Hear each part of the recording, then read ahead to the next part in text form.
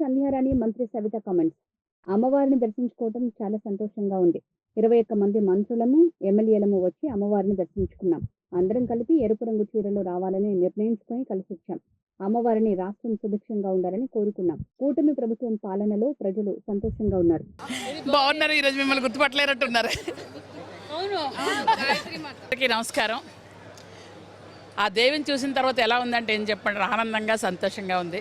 రాష్ట్రం కూడా చంద్రబాబు నాయుడు గారి పరిపాలనలో అందరూ ఆరోగ్యంగా క్షేమంగా ఉన్నారు. ఇలాగే ఎప్పటికీ ఉండాలని మనస్ఫూర్తిగా దండం పెట్టుకున్నాం. అలాగే మొత్తం 21 మంది ఎమ్మెల్యేలు కూడా ఈరోజు వచ్చాం. మేము దర్శనం చేసుకున్నాం. చాలా సంతోషంగా ఉంది. Thank you. జై భవాని.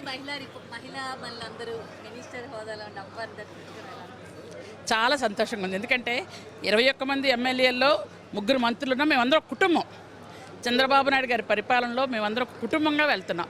మా కుటుంబం అంతా కలిసి వచ్చి దర్శనం చేసుకున్నాం.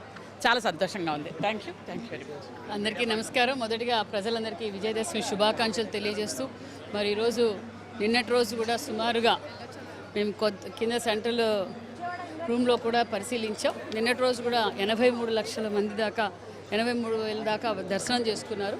చాలా బాగా దర్శనాలు జరిగాయి. భక్తాదులతో కూడా చాలా మాట్లాడాం. అన్ని ఫెసిలిటీస్ బాగున్నాయి. ఎక్కడే కానీ ట్రాఫిక్ కానీ ఎక్కడే కానీ జామ్ కాలేదు. నిన్నటి ఒక్కరోజుకే నిన్న రాత్రి 11 గంటలకే సుమారుగా 83,000 మంది దర్శనం చేసుకున్నారు. అన్ని అకామిడేషన్స్ బాగున్నాయని భక్తాదులు కూడా చెప్పడం. మరి ఈరోజు శాసనమండలి సభ్యులు, శాసనసభ్యులు, మంత్రులు అందరం కలిసి అమ్మవారి దర్శనం చేసుకున్నాం. చాలా హ్యాపీగా ఉంది. మరి అమ్మవారు అంటేనే ధైర్యం, ఓర్పు, సహనానికి మారుపేరు. మరి అలాంటి మాతని ఈరోజు దర్శనం చేసుకోవడం కూడా చాలా ఆనందంగా ఉంది. ఈరోజు గాయత్రి మాత మేము కూడా అందరం రెడ్ కలర్సే కట్టుకోవాలని చెప్పి కూడా నిర్ణయించుకొని ఈరోజు ఈ ప్రోగ్రాంకి వచ్చాం. చాలా హ్యాపీగా ఉంది.